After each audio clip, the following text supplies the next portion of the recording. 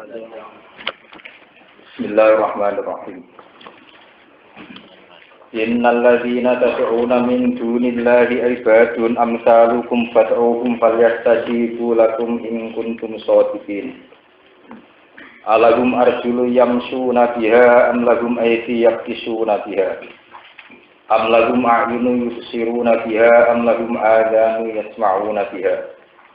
Qulitu syuraka'akum tsumma kiduni fala tunzirun. Innal ladzina sak temne wong akeh tak taduna kang padha nyembah sira kabeh.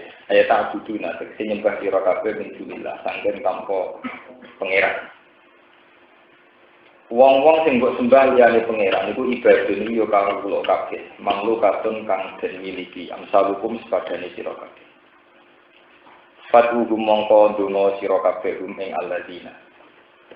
Falyat tadi bu mongko supaya nyembadani sapa alladzina lakum kedue sira kabeh. Doa akum tegese ing penjaluan sira kabeh. Ing kuntum lamun ana sira kabeh iso dikina iku wong sing bener kabeh. Bener fi annaha ngakoni ing dalam sak temene alihah itu alihatun pangeran tenan.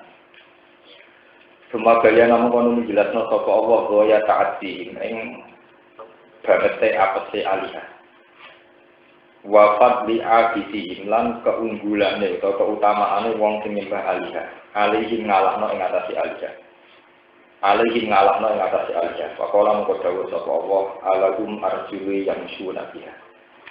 Alahum ana ta kedue alihah arjulun te pira-pira sikil yang syuna kang iso lumaku sapa alihah biha lan arjul. Amlahum ana ta kedue alihah, ebal alahum ana ta kedue alihah esin te tangan jamu yasin. Yaktisu nakang podo gawe jotos atau gawe kekuatan sopo alihah diharan itu. Amlagum ana ta kedue alihah ayunun te kira-kira mripat siru nakang podo ningali sopo alihah diharan ayun. Amlagum ana ta kedue alihah azanun te kira-kira kuping yasmau nakang podo ngrungu sopo alihah diharan azan. Istifham ingkar utawi jawu amlagum iku istifham ingkar. Elai satu keseorang lalu lagu kedua kabeh di alih apa seorang apa perkara hingga jika sanging mengkono istilah arjul tak terusé mimma sanging perkara gua kau tema itu lagu kedua sira kabeh. Pakai kamu kok hale kaya apa tak kuduna menyembah sira kabeh rumeng alih. Tawa antum hale sira kabeh atam mulu luwih sempurna. Wa antum hale sira kabeh atam luwih sempurna apane halan apane keadaan utawa wujude ing timbang alih. Kulit syuraka aku, pun ucapa siro ya lagu maring kafir Mekah ya Muhammad Muhammad. Kudu syuraka aku, kudu aja siro kafir syuraka ing kira-kira mitra siro kafir itu sekutunan siro kafir ilah lagi maring rusane ingsun. Tumati duni mongko nuli gawe rekayasa siro kafir. Maksudnya rekodoyo siro kafir ni ingsun.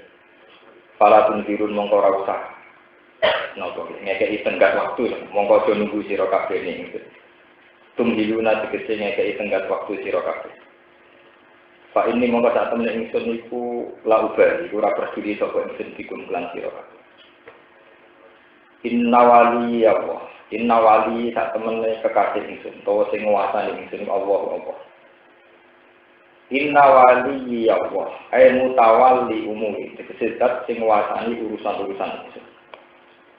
Alladzi rupane zat nazala kang nurono sapa lagi alkitab ing kitab atau panduan Al-Qur'an atau Al-Qur'an. Wa wa alaihi wa yatawalla iku jogo sapa apa as-solihin ing pira-pira wong sing saleh. Dihifdhihi kelawan penjagaane Allah. Waladina uta wong akeh tatuna kang nyembah sira kabeh ning duli saking saliyane apa iku la statiuna iku ora kuwasa sapa alladzina nasrokum ing nulungi sira kabeh. Wala antusahum lan ora ngawak dhewene alladzina yang suruna padha iso nulungi sapa alih. Pakai pamangko hale kaya apa ubali berdiri sapa ing sedih lan alih. Wa in tad'uhum ilal huda la yasma'u lamun ajak sira kabeh utawa nyeluk sira kabeh ngundang sira kabeh rumeng alih. Ayil asnama tegese sira-sira berwala. Ilal huda maring siji petunjuk, la yasma'u mongko ora iso ngrungu sapa alih. Wa taradum yang zuru na ilaika wa hum la yusirun. Wa tarolan ngali sira Muhammad bin ing alika ai asnama sira bergolo ya Muhammad. Yang guru naliku padha ningali ingkang padha ningali sapa asnam bile kama ing sira. Ayu ko bilunaka tegese padha madhep sapa alika ka ing sira.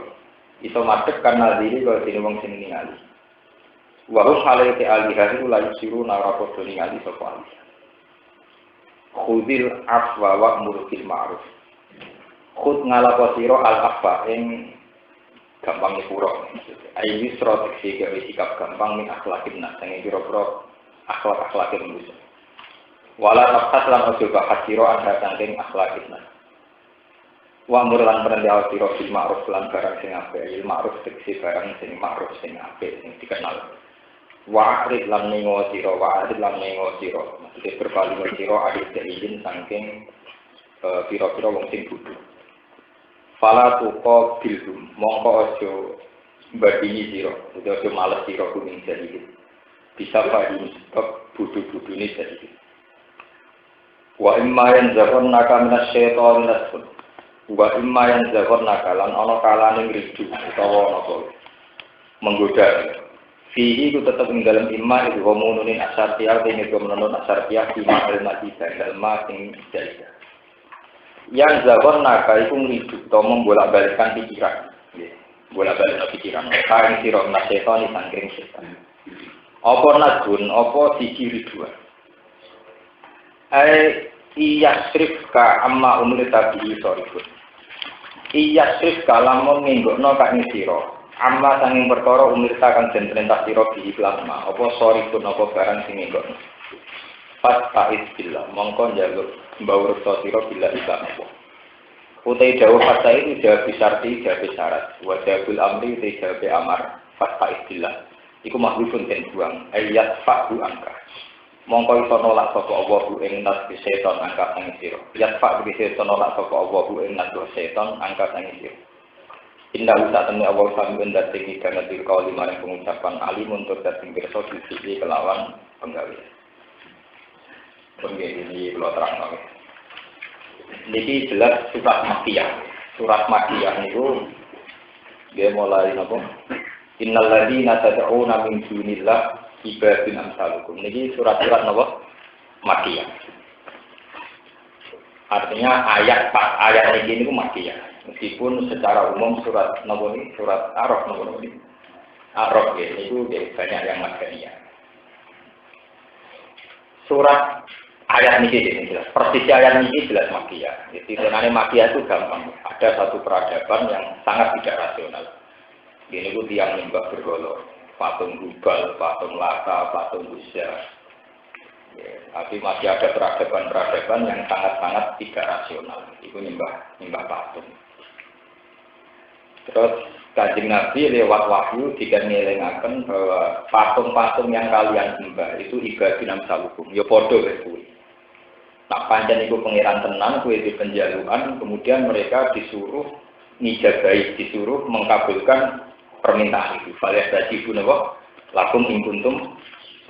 Terus diingatkan dengan cara paling awam. Apa mereka punya kaki yang dipakai jalan, apa mereka punya tangan yang dipakai kerja, apa mereka punya mata yang dipakai melihat, apa mereka punya telinga yang dipakai mendengarkan, dan sebagainya, dan sebagainya. Ayat ini sepintas itu tidak ilmiah, artinya memang ada di masyarakat awam diingatkan total bahwa patung-patung yang kalian tuhankan itu nyatanya sekedar jalan saja tidak bisa, sekedar melihat juga tidak bisa, sekedar mendengar juga tidak bisa. Kenapa Anda tuhankan? Tapi lebih dari itu ada masalah. Kalau tak cerita, terus ada masalah. Setelah Nabi Isa wafat, itu kan ada kelompok-kelompok Nasturiyah, Yakubiyah, tentang terminologi Kristen yang nonton Yakobus itu dulu kalau bahasa Arabnya namanya apa Yakubiyah, gereja-gereja Yakobus, Nasturiyah dan sebagainya. Sehingga zaman Fatroh itu ada zaman di mana satu tingkat kultus itu menyamai tingkat rasional, dianggap kayak rasional, kayak suatu sendiri. Ketika Isa setelah wafat dituhankan atau dianggap anak Tuhan, itu hanya terjadi di kawasan Palestina, di mana melahirkan Kristen-Kristen, Yakubiyah, Nasturiyah, dan macam-macam. Kemudian imbas saking Palestina itu ke Mekah, ke Medina. Itu Medina masih rasional karena banyak pengikut Yahudi. Jadi tidak sirik, mereka hanya punya cerita mengingkari Nabi. Terus imbas ke Mekah, ini balik.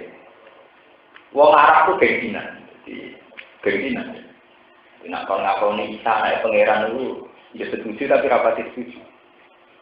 Foto-foto duit pangeran juga beda. Akhirnya karena mereka di zaman patron itu kalau tenang, zaman yang nggak ada nabi, ya, zaman yang tidak ada apa, itu cara mencari Tuhan adalah personifikasi Tuhan. Personifikasi Tuhan, artinya Tuhan itu dibayangkan sebagai figur-figur yang sempurna. Makanya ada yang dinamai almanat. Almanat itu dari kata almanan, zat yang banyak memberi. Kemudian berhalanya dikatakan apa? Almanat. Karena Allah itu al-aziz, berhalanya dikatakan al-uzza, yang agung. Allah juga gitu dari kata al-ilah. Ada Hubal, ada Lata, ada Uzza, ada Manat. Sampai ada ayat afara'aitumul Lata wal Uzza wa manata tsalitsatal ukhra alakumuz dzakaru wa lahul unsa. Itu sebetulnya itu personifikasi dari Tuhan-Tuhan yang mereka bayangkan. Jadi al-Manat jadi Manat, al-Aziz jadi apa? Al-Uzza. Menurut runutan sejarah, tradisi begini itu tua sekali. Karena para dewa-dewi yang menguasai hujan, menguasai keberuntungan, itu sudah lama di Cina. Terus misalnya Dewi Keberuntungan, Dewi Kewantin, Dewa Hujan, Dewa Petir.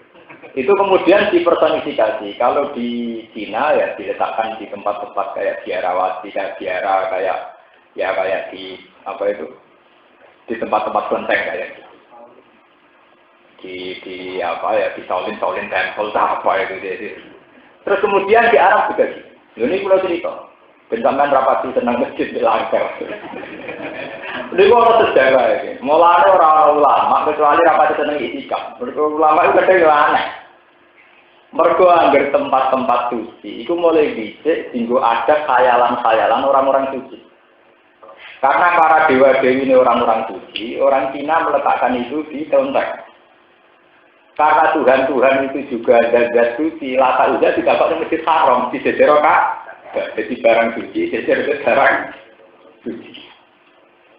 Ini kalau cerita sejarah, rata-rata ya Allah sejarah. Dulu ketika zaman Nabi Nuh, ini zaman roh sejarah. Jadi ya ono hikmah, wong Islam kadang rapati itikaf ning masjid, malah ning dalan-dalan ya ono hikmah. Ya ono hikmah ya lain. Dulu zaman Nabi Nuh itu ngadepi satu tradisi. Wa qalu la tadaruna wattau wala suwa'u wa la yahusa wa ya'uqa wa nasra wa qad adallu kasih. Nggih. Wadan suwa'an yahus nasr.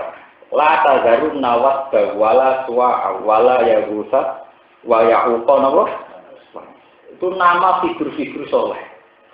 Itu nama-nama orang sakral yang dihormati. Kalau saat ini kalau Australia, Jerman, kalau Soekarno orang-orang soleh menjadi pahlawan. Kemudian masyarakat itu diridu setan. Orang-orang soleh itu harus diabadikan. Maka bikinlah patung. Sejarah orang-orang soleh itu harus diabadikan. Maka bikinlah. Karena hormatnya berlebihan, patung itu harus di tempat yang suci pula. Itu tidak kok di musola, masjid-masjid. Di periode pertama, patung-patung itu hanya sebagai kenangan pada jasa-jasa orang soleh itu. Generasi kedua sudah dianggap bagian dari dewa-dewi, bagian dari Tuhan. Kemudian tradisi itu menyebar. Ketika periode setelah Nabi Nuh pun menyebar sampai ke Cina, ke Eropa, kemana-mana. Sehingga ada adat istiadat di antara peradaban manusia adalah personifikasi hal-hal yang sakral. Dibayangkan Tuhan itu kayak ini, dewa langit kayak ini, dewa hujan kayak ini, dewa keberuntungan kayak ini. Nah, Arab sebagai sebuah bangsa yo ketularan kejangkitan penyakit itu. Akhirnya ya gawe dewa dewi sing rupa latan apa? Ujian. Lalu kalau bolak-balik matur tengah niki, yang termasuk mengabadikan agama Kristen adalah karena tiap gereja itu dikasih patung Bunda Maria. Karena patung itu tetap bisa mengurangi tingkat rasionalitas manusia. Orang setelah melihat Bunda Maria menimang Nabi Isa, orang melihat Yesus disalib, itu adanya haru. Haru ingin balas jasa, Yesus mati demi kita. Apa kita berani mati demi Yesus? Sehingga perasaan-perasaan emosional itu mengganti perasaan rasional, di mana tingkat keabsahan Yesus sebagai Tuhan itu kayak apa, rasionalitasnya kayak adanya itu haru. Sehingga patung-patung itu dalam Islam dilarang sekali. Karena kalau sudah rupa patung, misal sampean santri lah, sing ngaji ning kene santri tau sithik mantep lah. Pendelok patung Bathara Kala nyekel gulune nak wani, bener irunge ora wani. Soalnya kuwalat tenan. Ngomongane nak patunge wis tuwa sampean bengi-bengi dhewean mundele wedi tenan. Sawangane ge kuwalat tenan. Hanya tingkat rasional kita bahwa itu patung gawean muntilan. Sing dicawang. Niku kalah, anake kalah mbek karismane bentuk patung sing mewakili dewa dewi. Upamane kecelok iki patunge Bathara Kala. Iki awake misale wong Islam wis mereka nggih patunge Jibril lan sakral. Wah, patunge napa? Jibril. Dadi lha wis jaman ge bisnis patung napa? Jibril. Kok wong wedi. Patung Mikail. Wong iki. Lha iku jarene Kanjeng Nabi dari Quran wa tarahum yang guru na ilaika wa hum la yusirun. Mbok pentelengi sawangane malas tenan. Wah. Lah kula nek selawase lagi anak kiai andel patung dhewean yo mirip. Artinya sawangane kayak punya kekuatan magis. Nah, tingkat rasionalitas orang itu akan hilang saat patung-patung itu sudah menjadi simbol. Misalnya sampai melihat di Keraton Jogja, di Taman Sari atau apa, itu kan banyak patung-patung. Ini patung Bathara Guru, Bathara Kala, ini tolak bala. Soalnya nak ana patung ini ya ana bala. Padahal ana Allah ya ana bala.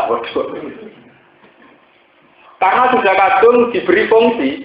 Ini patung tolak bala, ini patung membawa keberuntungan. Nah, fungsi-fungsi ini yang kemudian dilakukan oleh Quran. In hiya illa asma'un sammaitumuha antum wa ba'kum nazalallahu biha min sultan. Penamaan-penamaan berhala dengan nama-nama yang keren, yang bergeng itu ciptaan kalian semua. Sebetulnya tidak ada sama sekali.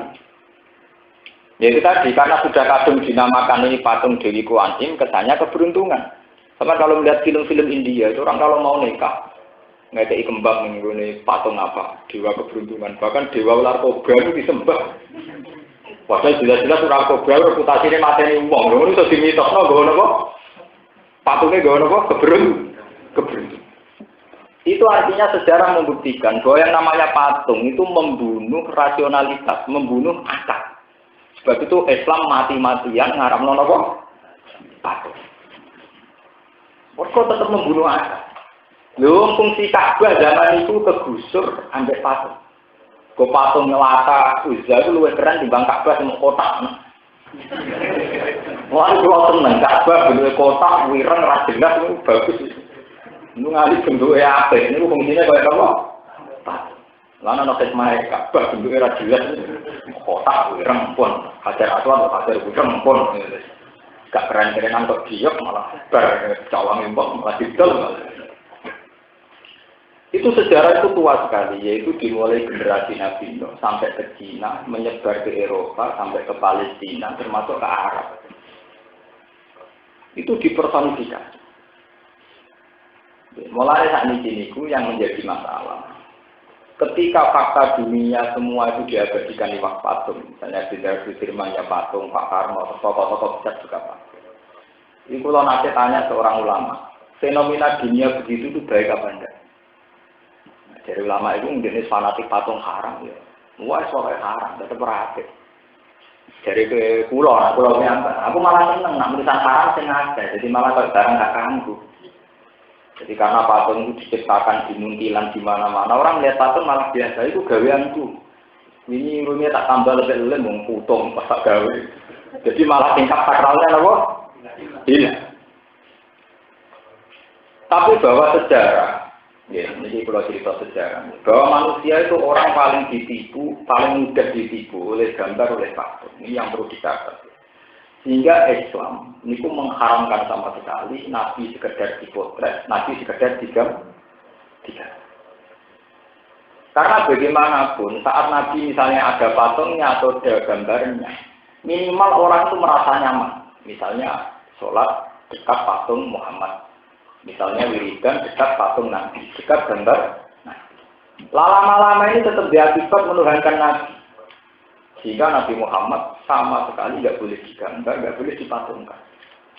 Ini kalau cerita sejarah, sama ada terserah. Bahkan Nabi sering ngendikan, sekedar fisik itu tidak boleh ada surah sujud.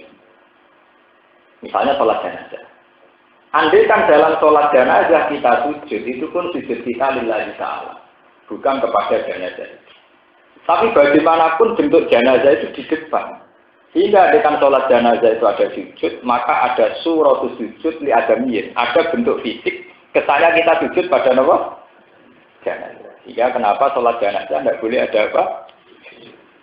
Itu pula yang mengilhami Nabi, tidak boleh sama sekali ada makam Nabi di masjid. La'anallahu al-yahud, ittakhadhu qubur anbiya'ihim masajid. Nanti kira kok hadis. La'anallahu al-yahud, ittakhadhu qubur anbiya'ihim masajid. Wong Yahudi ku laknat malun. Setiap ana kuburane Nabi digawe masjid. Karena resikonya antara orang merasa sujud ke Tuhan dengan merasa nyaman karena dekat Nabi, dekat kuburan itu tinggi. Sehingga ditakutkan nanti ada penyimpangan. Yaitu merasa sujud nyaman karena dekat makamnya Nabi Musa, Nabi Ibrahim, Nabi Adam. La'anallahu al-yahud ittakhadhu qubur anbiya'ihim masajid. Sebab itu dalam kebijakan pemerintahan Arab Saudi itu makam-makam keramat mesti dihilangkan. Yang paling kontroversi dulu saat pemerintahan Wahabi juga gimana supaya raudhah, supaya karyanya Nabi itu jauh dari masjid. Itu sejarahnya panjang. Kenapa Wahabi punya mazhab demikian? Itu sebenarnya trauma-trauma sejarah. Sampeyan ngerti. Mulane nak cara kula untuk kompromi itu oke lah kita ibadah di masjid saja atau di raudhah saja. Untuk disariane Nabi ya baca sholawat atau Quran saja. Karena biasanya standarnya ulama kalau bentuknya kayak doa itu tetap resiko. Itu tidak hanya Wahabi yang bermazhab demikian. Dulu Nabi juga sering menghentikan la'anallahu al-yahud ittakhadhu qubur anbiya'ihim masajid. Nah, kemudian kita benturan. Kita sebagai orang yang tahu kultural punya benturan. Di mana kita punya tradisi makam para orang yang kita hormati dekat masjid. Kayak masjid-masjid itu mesti banyak makam para wali. Orang yang kita hormati sering makamnya juga di sekeliling apa? Masjid. Nah itu terus kayak apa secara fikih? Padahal dengan ada makam-makam itu toh kita tidak mengalami penyimpangan tauhid. Itu dulu sama ulama-ulama disiasati kalau desainnya itu jangan di belakang imam tapi di arah utara atau selatannya. Jadi tidak di baratnya tapi arah utara atau apa? Selatan. Itu dulu sampai begitu perjalanan ideologi gimana supaya menghindari surat sujud tiada niat, surat sujud tiada. Jika kalau cerita sirine kenapa sholat jenazah itu tidak ada rukuk, tidak ada sujud, karena bagaimanapun tidak boleh ada surat sujud tiada. Nah kalau kalian tanya kenapa Nabi Adam malaikat disuruh para sujud, ketika Allah menciptakan Nabi Adam semua malaikat disuruh nopo? Itu semua mufassir sedunia, entah itu aliran apa saja, itu sepakat sujudan tahiyatin atau sujudan finan. Sampai lihat tafsir apa saja, arti sujudnya para malaikat kepada Nabi Adam sekedar hidup. Sujudan tahiyatin atau sujudan infina. Jadi cara Jawa ya kados ngeten tok, hidup tok. Mboten sujud nganti kados sujud di sholat. Karena sujud di sholat itu khosun lillahi ta'ala. Itu hanya untuk Allah. Paham ya? Ini benar-benar ngerti. Karena manusia itu mudah dikelabui oleh patung, oleh gambar. Sehingga Islam mengharamkan total semua bentuk yang ada di depan orang sujud harus tidak ada sujud, yaitu kayak sholat apa?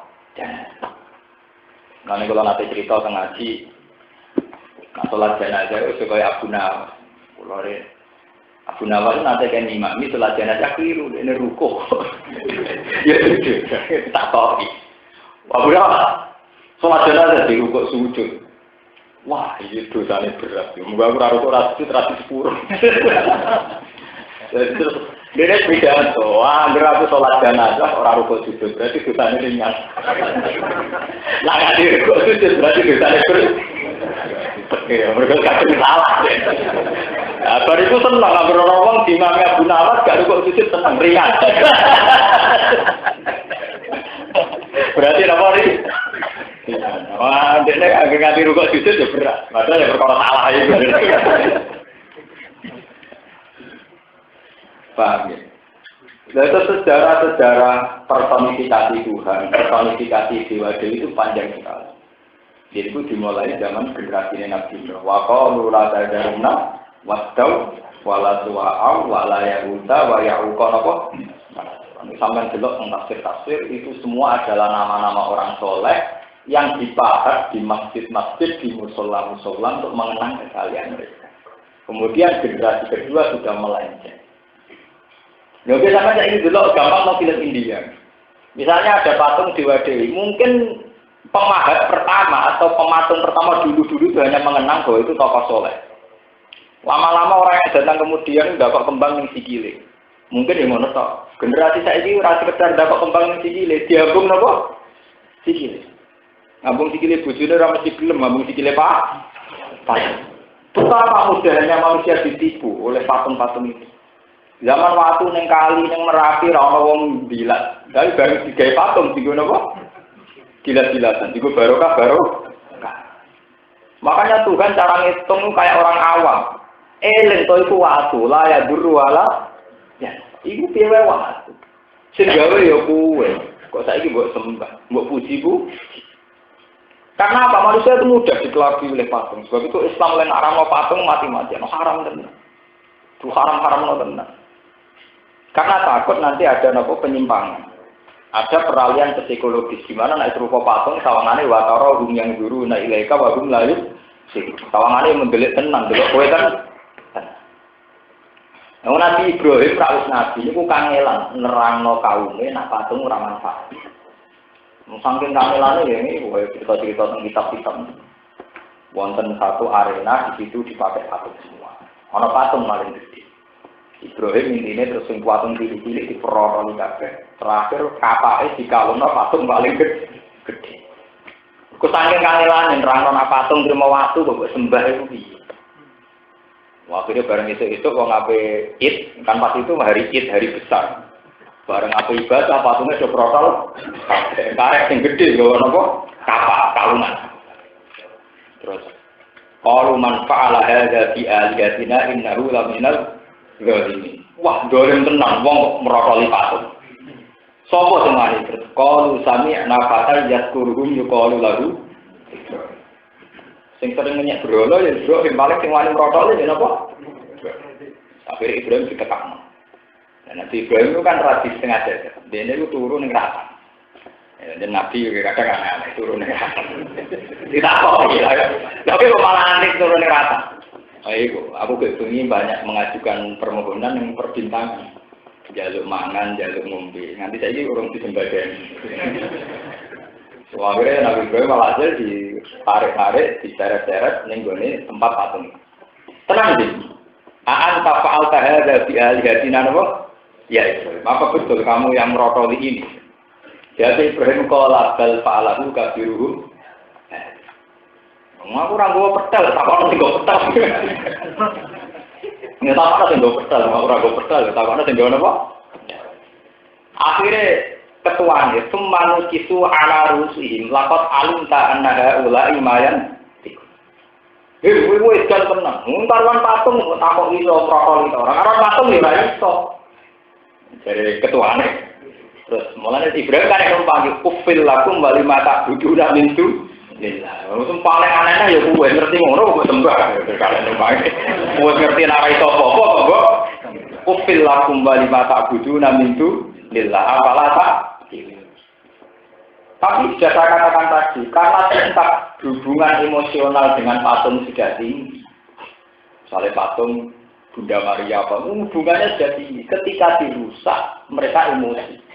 Akhirnya tingkat rasionalitas itu dihilangkan, yang ada tingkat emosional. Akhirnya qalu harrikuhu wansuru alihatakum in kuntum fa'il. Ya wis.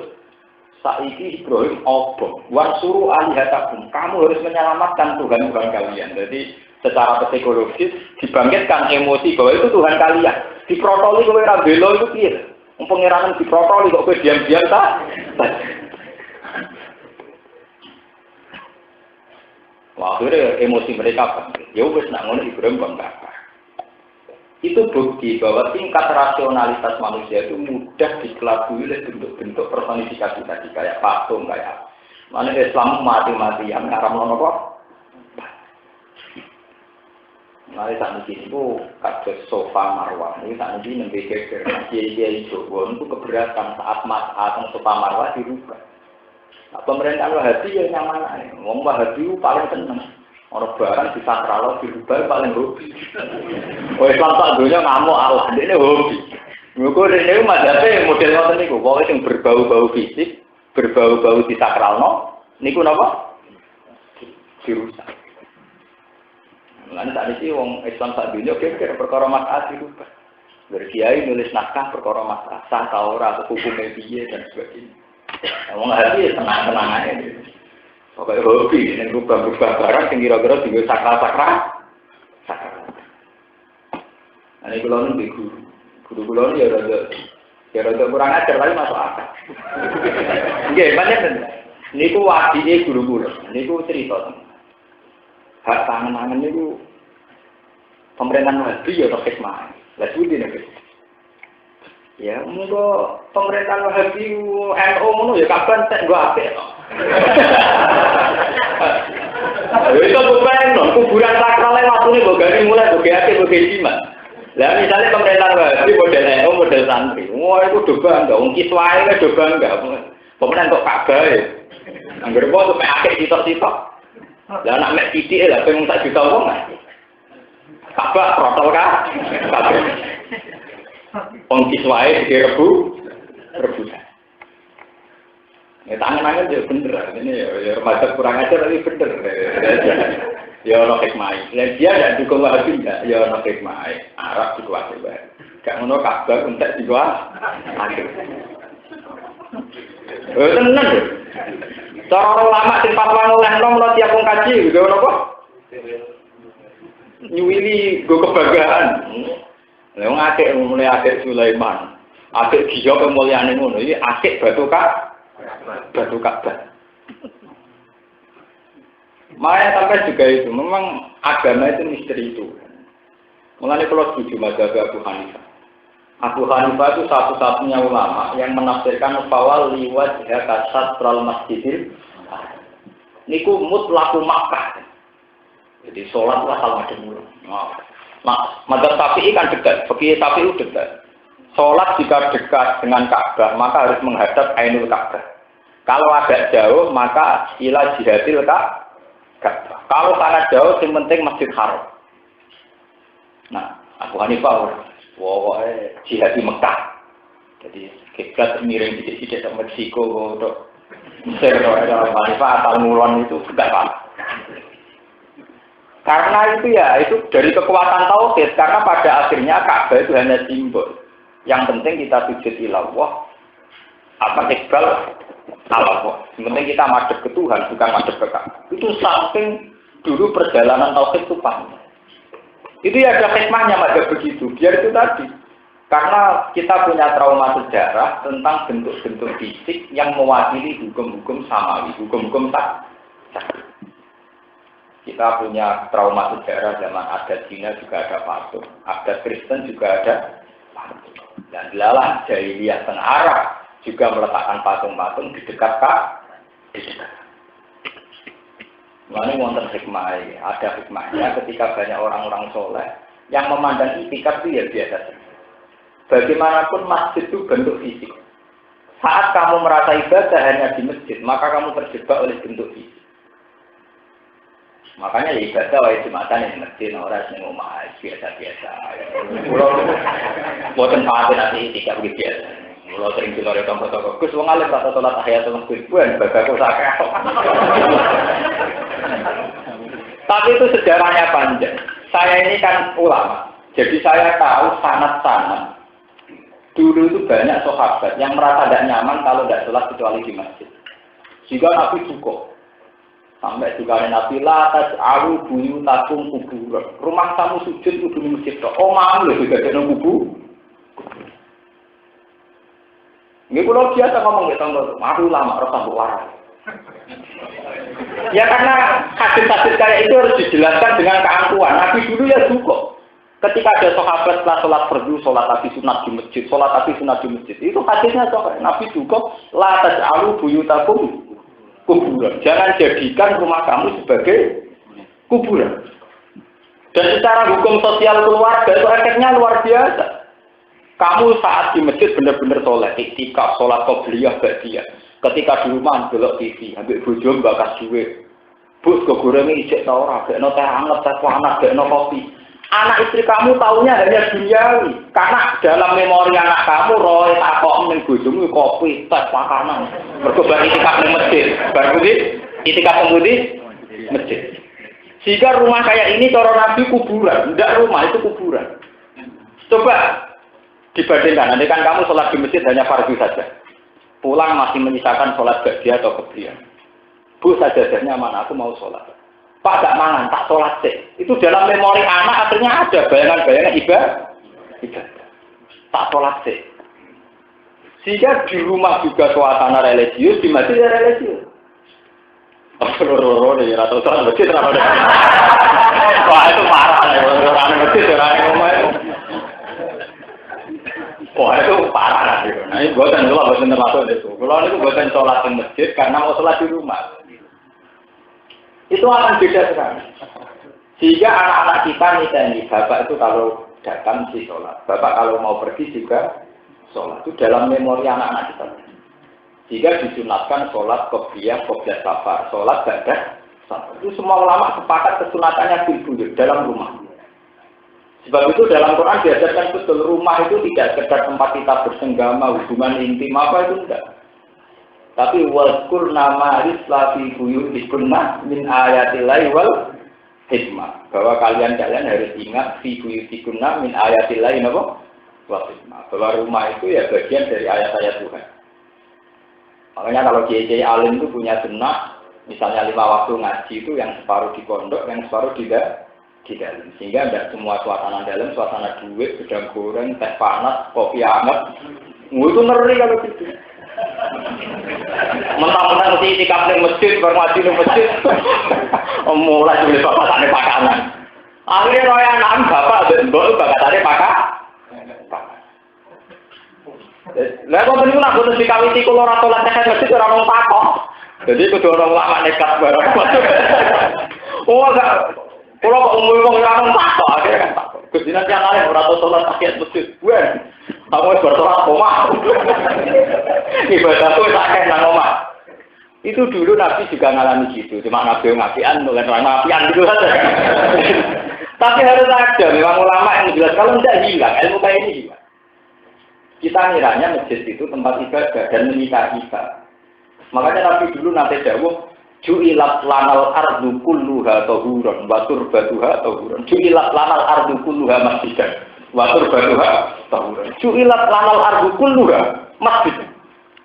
Termasuk bonus saya sebagai nabi yang tidak didapatkan nabi-nabi sebelum saya adalah ju'ilat lanal ardu kulluha masjid. Semua bumi seantero dunia itu masjid. Jika umatnya nabi tidak masalah hidup di Eropa, di Amerika, di mana semua buminya Tuhan, semuanya sah untuk kita sujud. Sampai rawuh kalau kantor khusus sujud ngenten ini masjid sing gawean ahli sunnah. Bila kurang pura tinggal jamaah, wah kira aliran sing aneh-aneh Jumatan wong dua, nak Jumatan wong liya ora. Sakwara Jumatan kandang sapi tak ya. Harus dilatih, umat harus dilatih bahwa tempat beribadah pada Allah itu di mana saja. Ju'ilat lanal ardu kulluha nama Bahwa ada sekte-sekte yang masjidnya dengan syarat tertentu, kalau tidak di masjid ini tidak, saya itu sesat, tidak bisa. Kalau lu makmum masjid Muhammadiyah biasa, wali ramping anak biasa. Ono imam partai bener makmum biasa. Kalau lu masalah itu paling fanatik. Fanatik biasa maksudnya. Fanatik tidak ada masalah. Muasal acaranya sujud nih pengeran tak anggap positif. Lha kula ate kali tahun teng daerah Mimbang, daerah pinggir hukum. Iku cara santri fikih salat isya kula wis biasa makmum. Kanca-kanca santri kula sing ngaji kula tak kuwatir ya nek kata sing ngaji kula. Gus mboten ada gua. Wis cara kula ngeten buan. Masjid terminal Semarang luarnya lagi ke Semarang sering sholat dan nak Jumatan mboten enten tiyang 40. Wis sering ditolak. Gus cara fikih tak buan. Buan ra salah kaya ada Gus. Kowe nak ya ada mengampun rokok. Kok takut ngelecehno lembaga ibadah. Mau ibadah apa malah rambut sama. Malah kena ada mengampun rokok. Sing apik ora ya ada iku. Wes ora kesel Gus Nudon. Artinya wes ora kesel ya ada Gus Nudon. Kowe wes kesel tuh udon. Ya artinya ya ada wes kesel tuh udon wong liya ora. Berarti kowe loro wis kesel iki apa? Karena aku wis enak, wis ora kesel mlebu swarga mergo. Kulo nu ora kok kandhane pegel, kulo kita pegel berjilid-jilid tak waca pengalaman. Hukum-hukum ngoten niku pengalaman. Aku ora sing aneh-aneh, ngerti-ngerti debat mikir, waduh sayangnya sing aneh kesebatan. Terus mikir, debat kulo mikir. Ya masalahnya mau murahan daripada debat kalah kan atau Tapi sebetulnya setiap ulama itu memang harus menjaga konstitusi keulamaan. Itu termasuk Nabi sendiri begitu. Itu kenapa Sayyidah Aisyah begitu sering cerita tentang tahajudnya Nabi, doanya Nabi setelah tahajud. Itu andai kan semua ibadah Nabi di masjid itu tidak akan ada hikayat-hikayat Aisyah. Sampai detail Aisyah cerita bahwa Nabi sholat hatta waramat qadamahu sampai sikile ini melompo itu di rumah semua. Sampai doa-doa yang panjang awamat alfi qalbi nuran wa fi sam'i nuran wa fi basari nuran wa anjamini nuran wa anqalfi nuran wa ali nuran itu di rumah. Sehingga Aisyah tahunya Nabi ya ibadah itu. Khadijah tahunya Nabi ya ibadah itu. Orang sampai yang masjid religius mulai terbincang. Tak kopi panas juga kalau orang tak bisa ngamuk. Semarang-marang tak ngotot kopi bisa itu jadi ngamuk bisa itu malah karuan. Akhirnya tukaran berkolot tinggal pecah. Kiai kok tukaran berkolot tinggal. Mana terbincang. Mulai bakatan itu. Kalau betul nanti tangklat misalnya piring pulau hilang atau pinggir pulau kesayangan betul nanti tangklat. Gua lu nganti tadi gak kopi secara nomor 7 kilo. Gua tangkap urusan dunia selesai. Ya gak kopi dulu biasa banget. Saking saya ingin melatih bahwa keluarga itu harus dilakukan di rumah. Dulu Nabi itu begitu. Mau pergi sholat, mau datang sholat, malam habis tahajud dan sholat. Sehingga Aisyah itu tidak bisa menuntut banyak. Pada Nabi itu tidak bisa. Karena tahunya Nabi ya mau sholat, bakat agama. Ya sudah. Nabi sange nemene bakat agama iku nganti nak poso ya karo-karo. Sesuk tak kok. Sah. Dia sangat bosan ya Rasulullah membeda di duit tadi sarapan. Ya wis tak poso. Jadi tahunya itu logika agama ya sudah kalau udah ada sarapan ya puasa. Kalau sampean bosan boleh usahakan. Terus kere kapitalis gitu sih. Harusnya kita kan dari dunia ke dunia, dari ke dunia apa? Wah, mulai harus ada ya, yang mengingatkan ulang. La tasalu buyutakum napa? Kubur. Rumahmu itu jangan jadikan napa? Itu harus jadi. Ya memang dimulai dari perilaku lah. Ibadah itu jangan dihabiskan di masjid. Ya, ibadah itu jangan dihabiskan di masjid. Sebagian harus di rumah. Yaitu soal dari apa? La tasalu buyutakum kuburan. Itu Nabi dawuh saat sahabat sering iktikaf di masjid, saat sering sholat di masjid. Akhirnya itu mau bolak-balik kabeh Mas berarti yo nglahirno kesesatan. Lagi iki sing ora bali niku terus ra tau iki. Tapi yo kalau salat nek omah wis nek kumpul adalah belok. Akhirnya seneng iki kap jamak tablet. Ya itu repot nak ngono niku. Kowe gedhe mau iki kap yo salah. Gedeng bela sing ra tau itikaf tapi ra tau salat ning omah iku yute. Menawi tak warai tengah-tengah niku iso salat masjid umum-umum wong umum tahiyat tak umum ae pun. Berarti niku mulai ditambah salat. Istrinya Nabi juga diingatkan itu waskurna ma yutla fi buyutikunna min ayatillahi wal hikmah. Waskurna ma yutla fi buyutikunna min ayatillah. Istri para Nabi, hendaknya yang kamu ingat itu apa-apa yang dibaca di rumah kamu. Apa yang dibaca Nabi di rumah kamu, yaitu Nabi sering bersurat. Nabi itu kalau diulang-ulang. Misalnya beliau cerita ke Aisyah, tadi Jibril datang ke sini. Biasanya dia datang ke sini itu setahun sekian kali. Sekarang kok sekian kali itu ada apa? Terus dibacakan Qur'annya apa? Sehingga tahunya Aisyah ya tentang begitu. Nabi itu nggak pernah bakas dunia. Ya nak rabi duit itu tadi. Kalau kita akan kebalikan, yang pondok mulang tenanan, yang masjid ibadah tenanan. Sekali mulai gedung. Kadang-kadang hilang pangan anak yang ngamuk. Ora udah bilang yo no, menunggu stok kecil perkara goreng dipakan. Kok iya, kula niku ulama paling sering marung, perkara ini ingin menyepelekan dunia itu ingin. Karena kalau kita tidak marung, itu biasanya ngoten, wis kiai dari marung gak pantes. Muruah. Barang mulai ngamuk bojone, ngerti lah itu ora disediakno makan. Lah mau mangane marung malah geger gusum, mergo wis war. Tapi kan gegere walian Ustaz sediakno mangan diberi ramangan, itu geger keren toh. Maksudnya kan kelebihan makanan. Itu geger terhormat toh. Geger mono luwih terhormat. Lah kula wis sering gak mau bojo kula. Ustaz tanang mangan dibeli boten mangan. Ya gampang toh nak niat ngamal kayak to santri selesai. Daripada geger urung mangan ngamuk bojo itu geger gak keren. Mergo geger kelaparan, geger kedungsangan itu gak keren. Padha-padha geger kelebihan itu gak masalah. Geger yo butuh keren gak keren. Kula ilmoni, terus kula ilmoni, bener tak ilmoni. Jadi padha-padha geger sing napa? Mu geger gak keren. Tugale kasus rebutan warisan, ora kula sik seneng geger keren, berarti bapak mati ninggal tuh. Geger ora perkara, kowe itu dulur tak utangi ora oleh, waduh, barang muruah dadi geger. Utang ora oleh lak barang muruah. Dadi geger gak keren, geger gak keren. Wong tak ora koyo kakak tak jalmi dhuwit ora oleh wae gak keren, geger ora gak keren. Wong posisi sampean ngemis njaluk. Bete nak ngene. Dunia tak nakal ora ono bagian keren, itu termasuk geger keren. Karena dalam unsur kelebihan. Paham ya? Jadi lewat ngaji ini sampai menjadi tahu bahwa Nabi itu sampai masjid sendiri sebagai bentuk fisik yang dikatakan bahwa masjid adalah Baitullah. Itu saja oleh Nabi dianjurkan tidak untuk menghabiskan ibadah. Tidak boleh orang ibadahnya dihabiskan di masjid.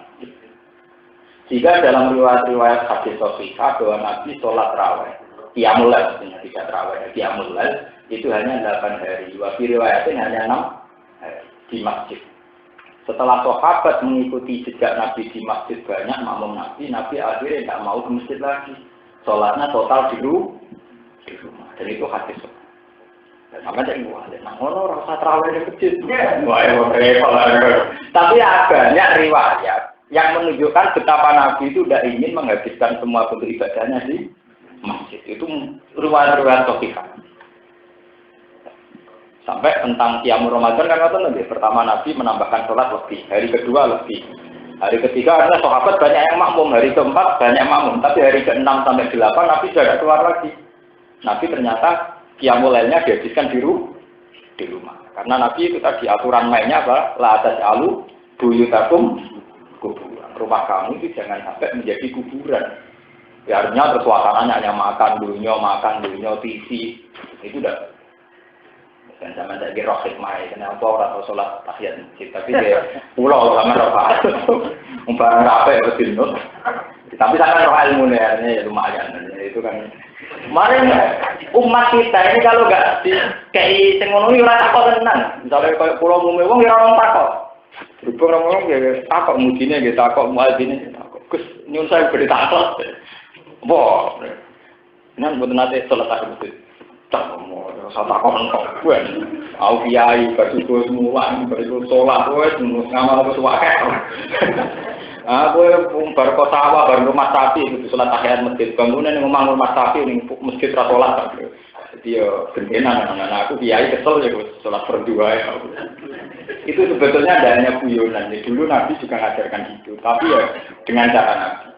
Itu ada sahabat yang menghabiskan ibadahnya di masjid, kemudian ditegur Nabi, la taj'alu buyutakum kuburan. Rumah kamu jangan jadi apa? Ini contoh paling gampang itu tentang TPI TPA. Itu sudah banyak keluar. Pulau Jawa ini termasuk yang berpendapat TPI TPA itu bagus sekali ya, karena menjadikan anak-anak kecil bisa baca Quran. Yang agak lupa itu kalau dulu tradisi nenek moyang kita, leluhur kita itu setelah kita ngaji di Langgar itu masih ngaji sama ibu. Saya itu baca Quran khatam itu sama mbak saya. Ketika saya baca khatam kedua itu sama ibu saya. Jadi setelah ngaji di pondok sama kangkang, saya pulang itu masih ngaji sama ibu. Itu membekas sekali. Selain membekas di keluarga suasana Qurani, juga keluarga itu membawa nur. Jadi harusnya anak-anak TPI TPA, meskipun orang tuanya tidak bisa baca Quran, itu harus diajarkan. Setelah di rumah harus dibaca. Sehingga rumah ini juga suasana Quran. Jangan semua bentuk ibadah dihabiskan di sekolah. Nanti itu anak itu akan setelah di rumah langsung ingat TV, sinetron, urutannya begitu. Itu beda saat di sekolah ngaji, nanti di rumah masih ada jadwal apa? Sehingga rumah itu sudah identik dengan saat melihat TV, saat nyetel TV. Tapi masih ada suasana nopo televisi. Dan itu yang diinginkan Nabi. La tas'alu buyutakum nopo. Nah, setelah kita sering ada suasana begitu, frekuensi bakas dunia juga minim. Frekuensi kegengsangan juga minim.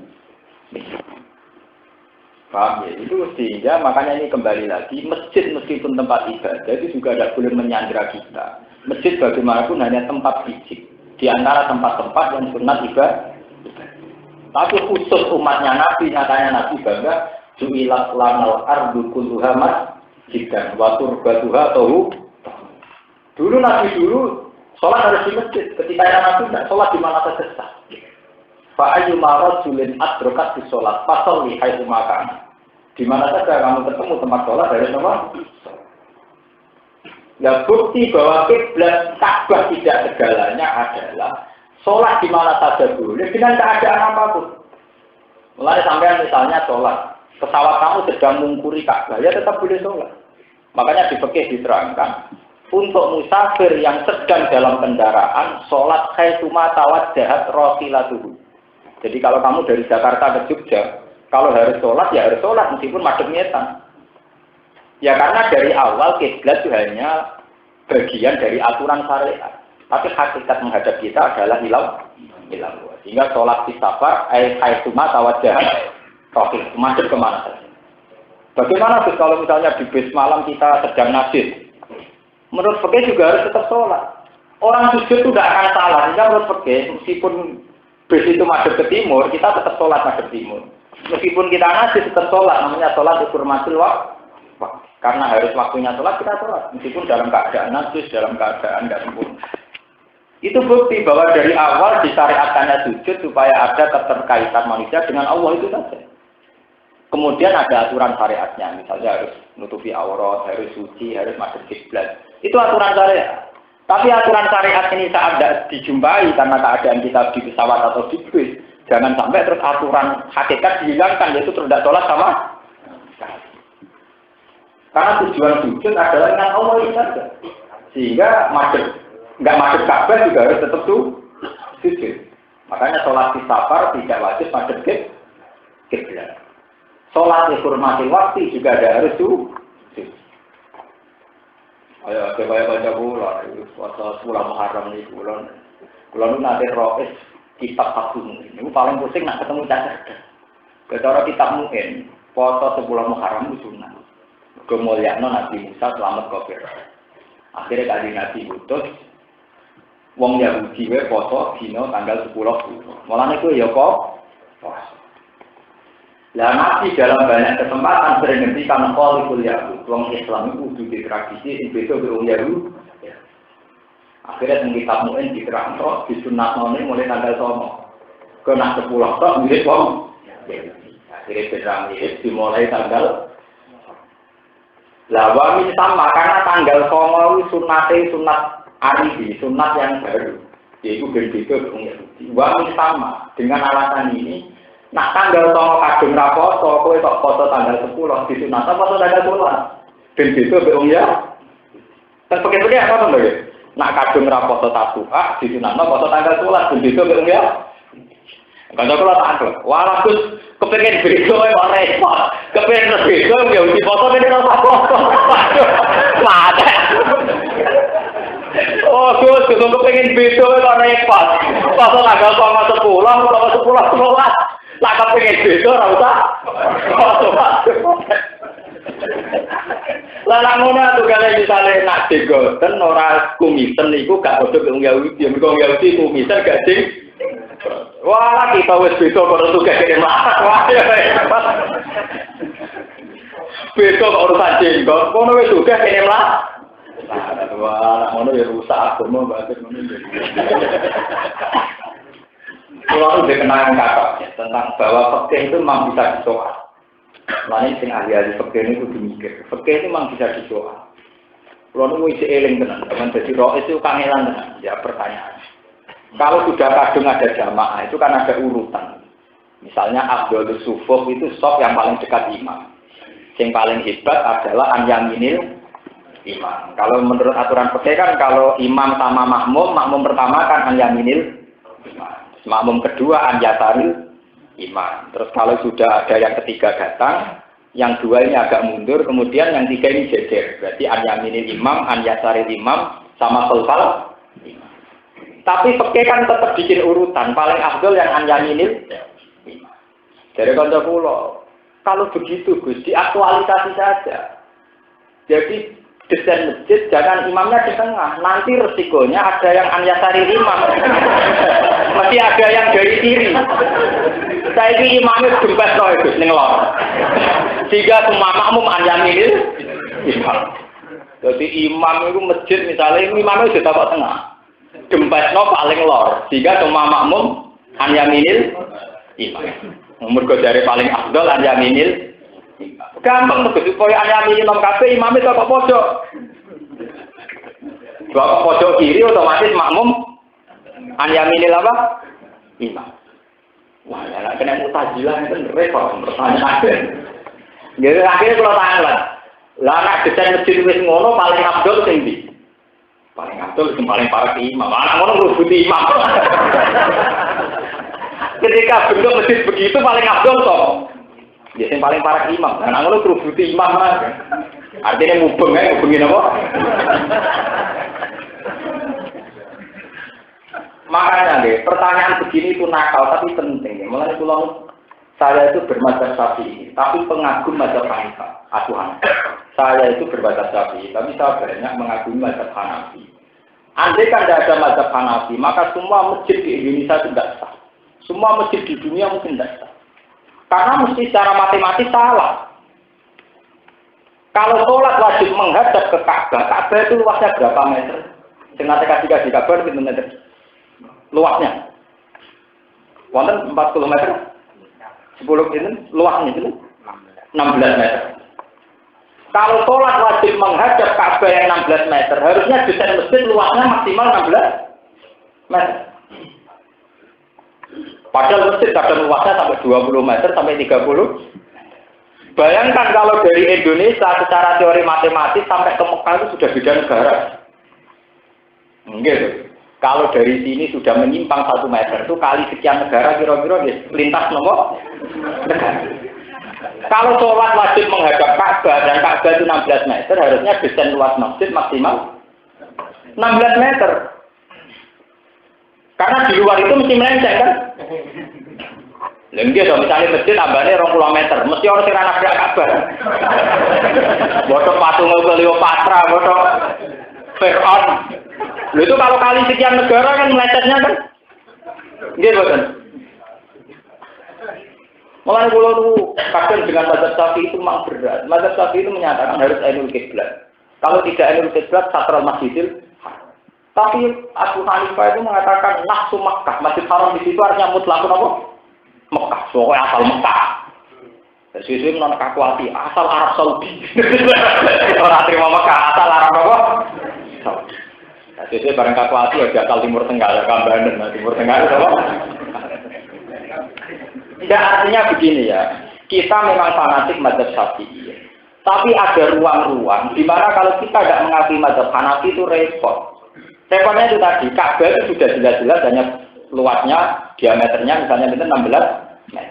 Itu kalau harus madhep Ka'bah, artinya desain masjid harus maksimal 16 meter. Lah ya lucu loh, kabeh masjid kudu 16. Lah ini nak masjid jamak sing jamak ewo-ewonan kaya kereta api. Karena desainnya harus luasnya 16 apa? Itu nanti harus kayak gerbong apa? Tapi hanya ini mempertahankan 16 apa? Meter mempertahankan Ainul Ka'bah. Mulai gue zaman gegere kiai-kiai anyarane jam galih. Tahun pinten kula lali. Zaman anyar-anyarane Kiai Turehan menemukan teori-teori falak modern, yaitu ditopang jam galih, jam yang menuju arah kiblat. Biasanya riyen kaji-kaji anyaran seneng nggo sajadah sing ana arah napa? Kiblat. Sing kaji wis kuwi biasa wae. Oh, niku masjid-masjid di Indonesia banyak yang tidak ke arah kiblat. Apalagi setelah ditemukan falak modern, ditemukan yaumar rasul kiblat, yaitu dihitung lah urut balat Mekah itu sekian, kalau pas bulan sekian pas matahari tepat di arah Ka'bah. Sehingga pas matahari tepat di atas Ka'bah itu semua bayangan mesti menuju arah apa? Ka'bah. Sehingga yaumar rasul kiblat itu ditentukan di kalender-kalender wonten yaumar rasul kiblat. Ya kisarannya sekitar setengah 4 jam. Kalau di Indonesia jam berapa? Jam 4-an itu namanya. Itu kan bisa dihitung secara falak. Misalnya urut balat Mekah itu sekian, Indonesia sekian kali sekian kan bisa lah. Sehingga semenjak era itu kan orang-orang memaksakan semua kiblat di masjid harus benar. Ya harus apa? Kalau konstruksinya nggak bisa dirubah ya soknya saja yang dirubah. Biasanya kan masjidnya ngadep ngetan ulang kencang tapi soknya miring ya demi. Tapi secara teori matematik mbok entekno oleh miring, anggere sak dhuwure luas 16 meter. Iku tetep ana sing ora madhep kiblat. Tetep ana sing melenceng bodho Meksiko, bodho Cleopatra, bodho Nil. Enggak kapan kuburannya Bujal itu udah bisa, mesti ada yang nabrak kemana-mana. Mulane cara kula setuju, oleh ngakali ulama itu setuju. Artinya diakali ini, ya penting niat. Mulane niat mustaqbilal kiblat ora wajib, tapi kan ngapatno. Jadi keliru-keliru lah, yang penting niatnya mustaqbilal kiblat. Jadi cara fikih ya lucu, muni mustaqbilal kiblat ora wajib, tapi penting. Maksudnya penting itu kan ora cocok-cocok kok niatnya mustaqbilal. Jadi bu Abu Hanifah muni mutlaq Mekah, jadi tidak harus Masjid Haram. Wong Ka'bah itu wis 16 meter, Masjid Haram wis luas meneh. Itu Abu Hanifah muni mutlaq napa? Mekah. Pulangan penting. Artinya ya saya sebagai orang Syafi'i tapi ngakui wacana-wacana gini penting. Lalu kalau yang sinau pekerja senang, sinau mazhab Syafi'i senang. Gue beli mawar maksudnya. Dia gaya bebas mawar, tapi dibeli barokah. Ini kan aku ngaji maksudnya bisa tak sebar ilmu itu. Tapi dia juga jadi gitu. Gue beli yang mawar. Nah mazhab kita kan ya terlupa maksudnya.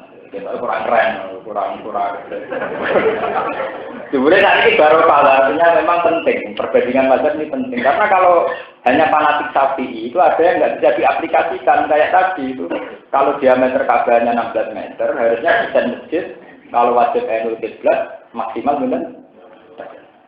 Nah sekarang yang dibeneri hanya topnya dibeneri kalau luasnya masih lebih tetap nanti nggak nyambung. Paham ya? Kalau misalnya kita pergi gitu, terus jenengan sedikit. Aku mari kiai dalam, ngerong sholat aku seneng aku japulo kayak ngoten. Aku kadung kiai dalam, jadi gak fanatik hukum. Masih tinggi, wah yang bersolat madem ulan itu bener. Mereka bandingannya rasolat, aku bedanya kan kiai kayak saya itu kan fanatik, kan repot. Asal madem nopomu, asal aja kayak Abu Nawas mah. Abu Nawas nanti ketemu pakar pal. Cerita nak bumi itu bulat-bulat. Suatu saat pakar palake itu kemalingan. Malingnya melaju madem ngetan. Malingnya melaju ngetan. Tapi Nawas kan jadi tulung aku bedaknya malingnya melaju madem mulang. Aku Nawas malingnya melaju ngetan. Kamu ngejar kok madem mulang. Jarimu bulat-bulat kok ketemu. Jarimu bumi bulat-bulat kok ya ketemu. Akhirnya saya alif falak cakep.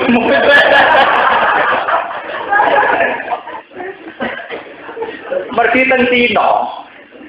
Teng Cina niku wonten masjid tua. Teng Kingking niku kula nate ndelok teng jejak Rasul. Teng Kingking niku wonten masjid tertua di Cina. Iku kiblate iku bertolak belakang mbek Mekah. Ya hanya masjid satu itu. Jadi misalnya Mekah teng kulon kiblatnya madhepnya tapi kenceng. Mulane dari pakar-pakar sejarah, jangan-jangan pendirinya gila ilmu falak. Mereka nak bumi bulat-bulat kok tok-tok. Tapi tidak kayak aliran yang dibantu dulu, yang sholat madem ngetan. Ibu mergo bodoh, ora perkara falak. Niku wonten. Itu akhirnya dirubah oleh Rabitatul Alam Al-Islami, disarankan tidak bisa. Apapun keyakinan kita tentang ilmu falak, kalau masalah kiblat nggak boleh begitu. Itu harus rusak kabeh. Berarti sholat yang benar madem mulan atau madem ngetan. Bukan ngalang itu kan gak tuh. Wah, ya rusak agama Pak Surgono kenapa? Rusak. Makanya dikatakan bahwa teori bumi kurawiyun itu tidak boleh mengganggu arah kiblat. Karena menurut teori falak arah itu hanya satu bentuk. Ya, ini rumah tenang. Secara teori jihad itu hanya ngakui satu rubuk, seperempat dunia. Karena yang satu matlak itu hanya seperempat. Sehingga kalau sampai nggak dipalak karena tinggal tutup Jawa, tutup es itu jenenge rubuk. Sing kotak wae napa? Sepertiga nih, seperempat. Karena menurut teori falak arah itu hanya satu seperempat. Jadi misalnya kalau sekarang siang, yang siang hanya seperempat dunia. Kalau malam hanya seperempat.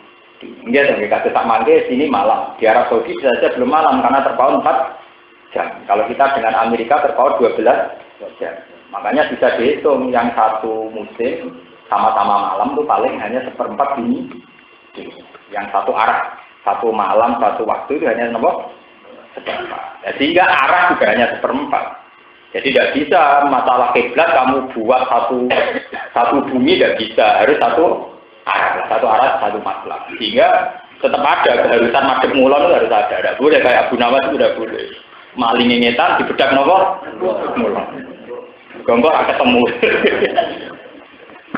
Iku mau ngenyak pakar palak kok. Pakar palak ku nak bojone ngalor golek ngalor kok kenapa gak golek ini? Iku tak bisa kembali tapi tapi penting jangan kembali, ngelatih kecerdasan. Enggak senang otak. Buat belajar terus. Bismillahirrahmanirrahim. Innal ladzina taqaw idza massahum ta'ifum minasy syaitani tadzakkaru fa idza hum mubsirun. Innal ladzina ta'tamne wong akeh taqaw kang wedi sapa alladzina, kang takwa sapa alladzina.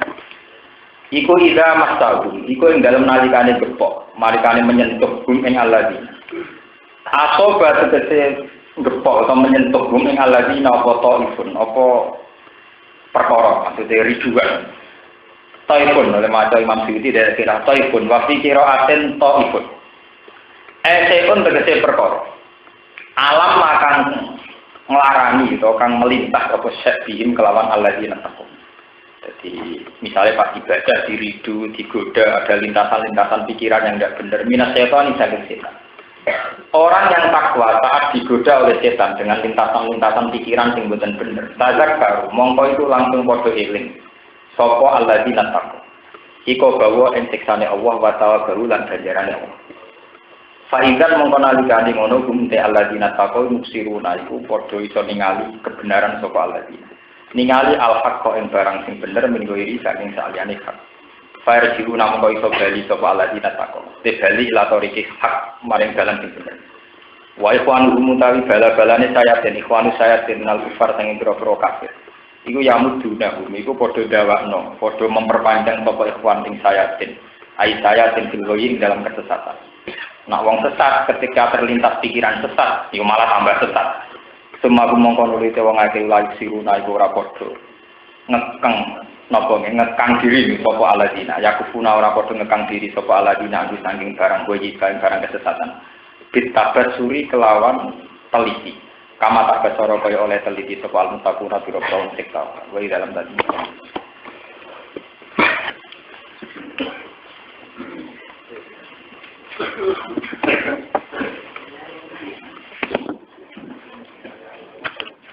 Alhamdulillah.